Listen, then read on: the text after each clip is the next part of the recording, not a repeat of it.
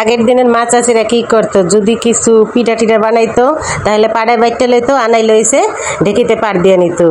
আসসালামু আলাইকুম বন্ধুরা, কেমন আছো? আশা করি ভালো আছো। অনেকদিন পর একটা লং ভিডিও নিয়ে আসলাম। এই তো সকালের নাস্তা করছি, আমার মেয়েরা কিন্তু খিচুড়ি খাইছে আর আমরা হচ্ছে চা রান্না করছি, চা দিয়ে রুটি দিয়ে খাবো। তারপরে নাস্তা খেয়ে একটু বাগানে চলে গিয়েছিলাম, বাগানে যেয়ে দেখি ফুল ফুটছে গাছে।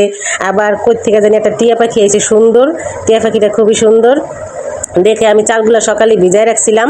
এই তো সেই চালগুলো আমি আজকে বাইটে পিঠা বানাবো। অনেক দিন পর, আগে আমিও বাইটে পিঠা বানাইতাম। সুন্দর সকালবেলা হাফ কেজি করে চাল ভিজায় রাখলে রাত্রে হাফ কেজি সকালবেলা হয়েছে বাইটটা নিতাম। এখন আর পারি না, ব্লেন্ডার আছে, ব্লেন্ডারে পুয়ো পিঠাটা কেমন জানি হইতে চায় না ই করলে। এর লেগে আজকে আমি বাইটটাই বানাম। আর বাঙ্গাইতেও দিই নেই, ছেলে কইছে কয় আম্মু দিও, আমি বাঙ্গাই দিব না। তো বৃষ্টি নামে, ক্ষণে ক্ষণে বৃষ্টি নামে, রাস্তার পরিস্থিতি অত একটা ভালো না। রাস্তা হয়েছে কাদা পানি থাকে, সিটটা আহে ঝামেলা। এর লেগে আর দিলাম না। আমাকে ওদিকে যেদিকে কলটা ওই দিকে হয়েছে আবার পানি জমে থাকে, এর লেগে আর দিই নেই। চালগুলো আমি সব সুন্দর করে বাইটটা নিছি। বাইটটা নেওয়ার পরে চাইল্লা নিছি, চাইল্লা এই যে দেখো যেই শাকগুলো আসলে এইগুলো আমি বাইটটা নিছি। পরে আবার এই যে এই আটাগুলো আমি গোলায় নিলাম সুন্দর করে। হালকা একটু কুসুম গরম পানি দিছি, গরম পানি দিয়া আর সাথে একটু আটা দিছি যাতে নরম হয়। আর শুধু আল্লাহ চালের পিঠাটা একটু শক্ত শক্ত হয়, এটা ওর আব্বু আবার খাইতে চায় না, এর লেগে আমি আবার একটু আটা দিয়ে দিছি যাতে একটু নরম নরম হয়। দিয়ে এই যে এগুলো আমি গোলায় রাখছি সুন্দর করে। এই যে দেখো কত মসৃণ হয়েছে। মসৃণ হওয়ার পরে এটারে আমি এই যে ঢাকনা দিয়ে ঢাকা রাখবো। ঢাকনা দিয়ে ঢাকা তারপরে আমি রান্না করে নিবো। রান্না করার শেষ হয়েছে, পিঠা বানাবো। আজকে আবার খিচুড়ি খাইতে চাইছে পোলাপানে, ওগুলোকে আবার খিচুড়ি রান্না করবো। সেই জন্য একটু মুরগির মাংস আসলে ওই মুরগির মাংসটা আজকে মা খায়া তারপর হয়েছে এই যে এইভাবে রান্না করবো। আমি অনেকের দেখছি এইভাবে রান্না করতে, রান্না করলে অনেক মজাই লাগে। তা দেখ আজকে আমি প্রথমবার এরকম করে রান্না করতেছি। এই তো দেখো কষানো হয়ে গেছে আমার এইভাবে। ঘ্রাণটা কিন্তু খুব সুন্দর আইতেছিল, জানি না কেমন লাগবো।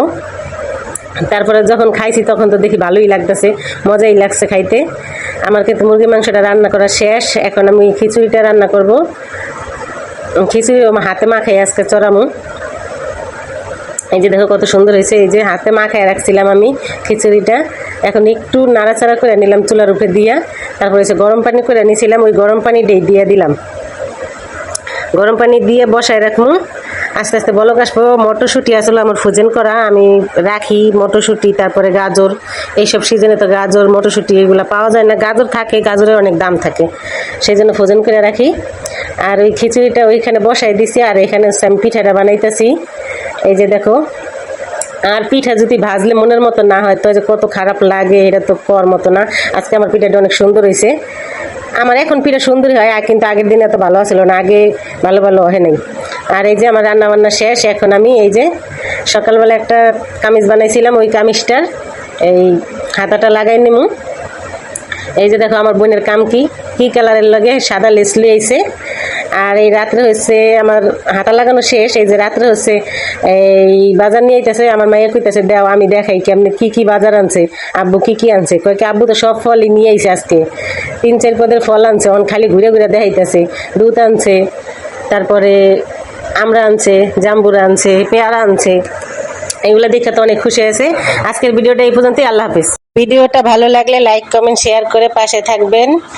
আর আশা করি আমার ভিডিওটা সুন্দর হয়েছে, জানি না কার কতটুকু ভালো লাগছে।